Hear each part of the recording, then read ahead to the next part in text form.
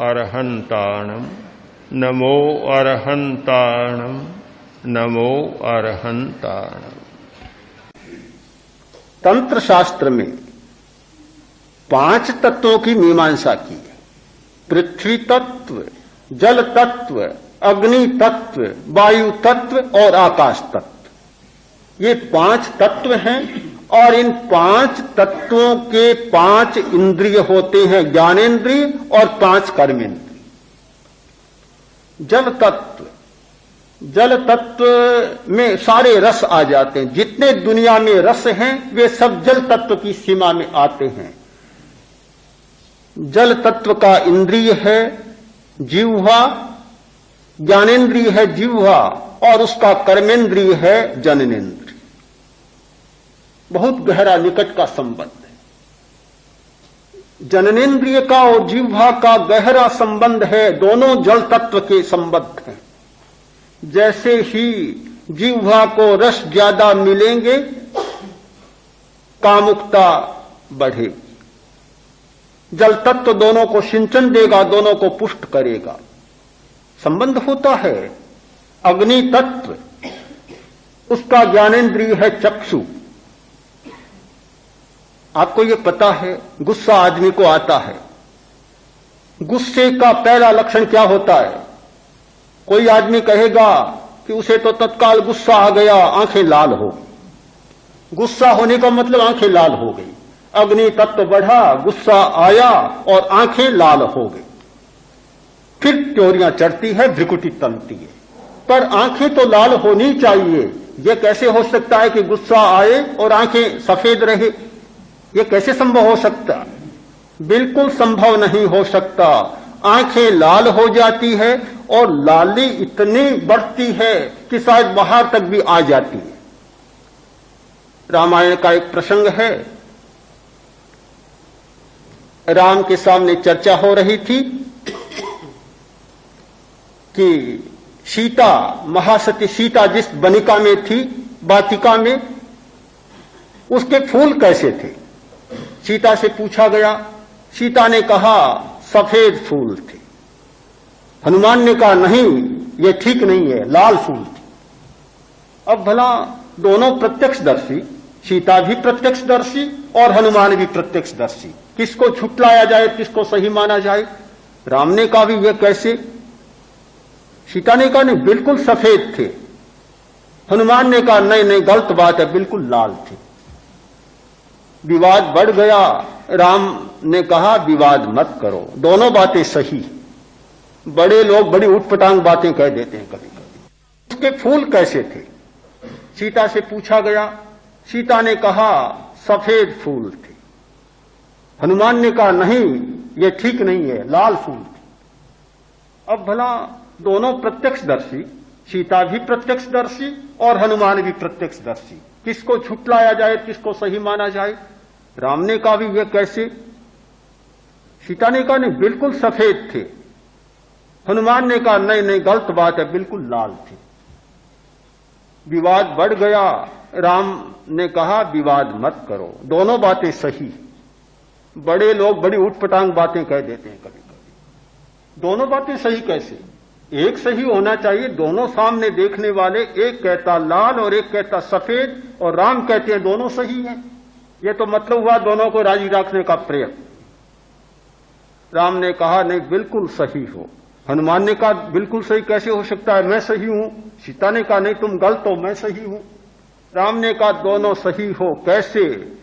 कि सीता शांत थी, शांतिमय थी, उसकी आंखों से श्वेत अमृत की धारा बह रही थी, सब फूल सफेद थे। और हनुमान, तुम जब लंका में गए तो तुम गुस्से में चूर थे, क्रोध की आवेश में थे, तुम्हारी आंखें लाल थी, तुम्हें सारे फूल लाल दिखाई दे रहे थे। दोनों बातें सही हो गई।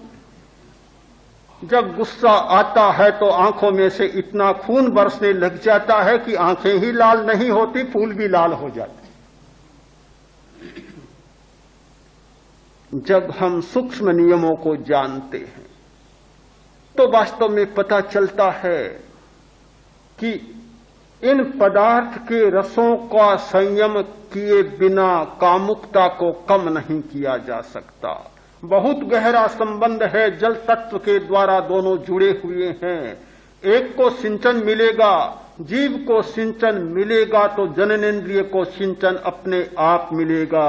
ये नहीं हो सकता कि जीव को तो आप पूरा पोषण देते चले जाएं, पूरा स्वाद देते चले जाएं, जीव के अंकुरों को, स्वादंकुरों को तृप्त करते चले जाएं और जननेन्द्रिय को बस में करने की बात भी आप करते चले जाएं। कभी संभव नहीं हो सकता। छोड़ दीजिए किसी अपवाद की घटना को, सामान्य नियम नहीं हो सकता। अध्यात्म ने इन नियमों की खोज की, एक नहीं, उदाहरण के रूप में एक बात मैंने प्रस्तुत की, एक नियम की थोड़ी सी व्याख्या की। यदि सारे नियमों को जाने तो हमें पता चलेगा कि ये सारी बातें केवल आवेश में, भावावेश में कही हुई बातें नहीं है, किंतु बहुत वैज्ञानिक नियमों के आधार पर प्रतिपादित सारी सच्चाइयां हैं। इसीलिए मनोनुशासन के प्रणेता आचार्य ने उत्तर दिया, आहार शुद्धि के बाद इंद्रिय की शुद्धि होनी चाहिए। कैसे हो सकती है? स्विषयान प्रति सम्यक योग, अपने विषयों के प्रति सम्यक योग होना चाहिए और प्रतिसंलीनता होनी चाहिए। ये दो उपाय हैं इंद्रिय शुद्धि के, और ये दोनों उपाय दो बड़े नियमों पर आधारित हैं। सम्यक योग, अपने विषयों के प्रति 5 इंद्रियां और 5 विषय, आंख, रूप, कान, शब्द, घ्राण, गंध, जीव, रस, त्वचा, स्पर्श, 5 इंद्रियां और 5 विषय। कोई भी अध्यात्म का व्यक्ति विषयों का सेवन नहीं करेगा, जरूर करेगा, क्यों नहीं करेगा? खाएगा, देखेगा, सूंघेगा, छुएगा, चखेगा, सब कुछ करेगा, सब कुछ करेगा, किंतु नियमों को जानते हुए। नियम क्या? अपनी चेतना का नियम है, उसे जान लेगा। चेतना का नियम है जानना और देखना। चेतना का स्वभाव है जानना और देखना, इसके सिवाय चेतना का कोई दूसरा स्वभाव नहीं है। केवल जानना, केवल देखना, केवल ज्ञाता और केवल दृष्टा, यह है चेतना का स्वभाव। जिस व्यक्ति ने इस नियम को जान लिया, चेतना की मूल प्रकृति को जान लिया, चेतना के मूल स्वभाव को पढ़ लिया, वह अध्यात्म का व्यक्ति अपने नियम के आधार पर चलेगा कि चेतना का काम केवल इतना ही है, प्रियता अप्रियता चेतना का काम नहीं है। ये प्रियता और अप्रियता, ये दोनों गंदी नालियां बाहर से आकर मिलती है। जो पानी पीने के लिए आ रहा है पाइपलाइन से, वह तो बिल्कुल साफ फिल्टर किया हुआ पानी है, किंतु बड़े शहरों में कभी कभी ऐसा होता है कि पाइपलाइन में दूसरी लाइनें भी मिल जाती है, जलमल की लाइनें भी साथ साथ हो जाती है। दिल्ली जैसे शहरों में बहुत बार ऐसा होता है कि मल की लाइन भी मिल जाती है, पानी सारा गंदला बन जाता है। ये बड़े शहरों की दुर्व्यवस्था, आज के कॉरपोरेशन की, महानगर परिषदों की ऐसी व्यवस्था होती है कि यह गड़बड़ हो जाती है। हमारे जीवन के कॉरपोरेशन की भी व्यवस्था कभी कभी गड़बड़ाई होती है कि जहां चेतना की शुद्ध निर्मल स्वच्छ धारा बहती है, उसके साथ साथ कसाय की धारा भी मिल जाती, वह गंदी धारा भी आकर मिल जाती है। हम शुद्ध पानी को भूल जाते हैं, शहर में रहने वाले लोगों की भांति गंदा पानी पीने को मिलता है, तो फिर विषय को नहीं जानते, ज्ञेय को नहीं जानते, किंतु उस विषय को विकार बनाकर जानते। विषय विकार बन जाता है, पानी गंदा बन जाता है, विषय विकार बना, और फिर क्या होगा?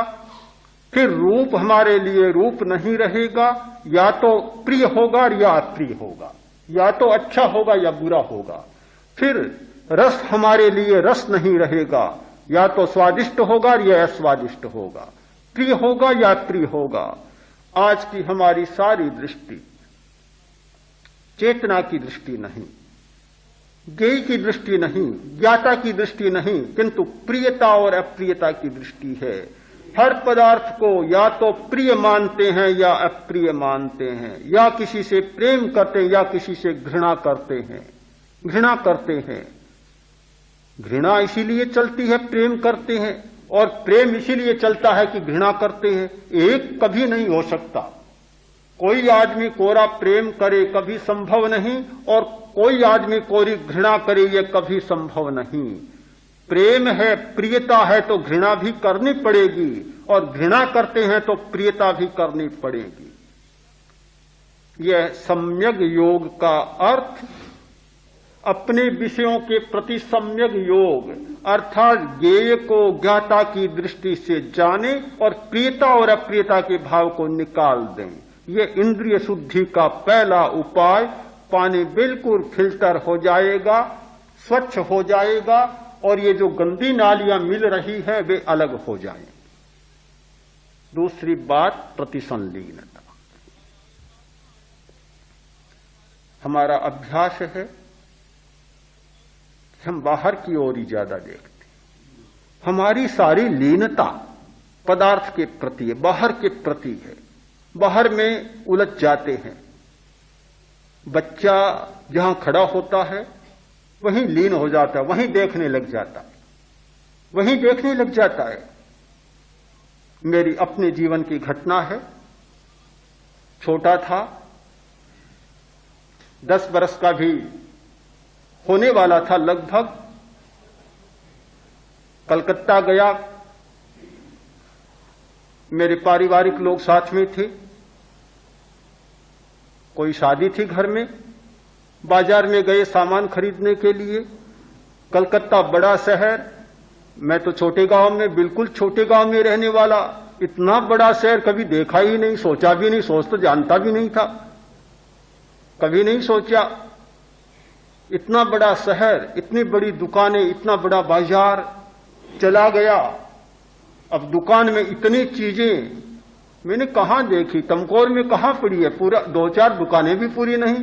दुकानें हैं तो चीजें भी कहां, कल्पना भी नहीं होती थी, इतनी बड़ी बड़ी दुकानें। वे तो सामान खरीदते रहे, मैं दुकान को एक तक देखता रहा। वे तो सामान खरीद कर आगे चले गए और मैं अकेला देखता ही रह गया।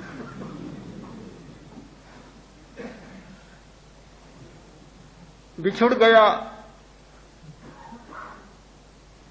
कोई नियति का योग था, आचार्य तुलसी के चरणों में आना था, उनका शिष्य बनना था। आ गया, नहीं तो आने की कोई आशा नहीं थी। इतने बड़े शहर में एक अबोध बालक, गांव का बालक, और वह भी भोला बालक, बिल्कुल अनपढ़, कहीं अटक जाए, कैसे हो सकता है?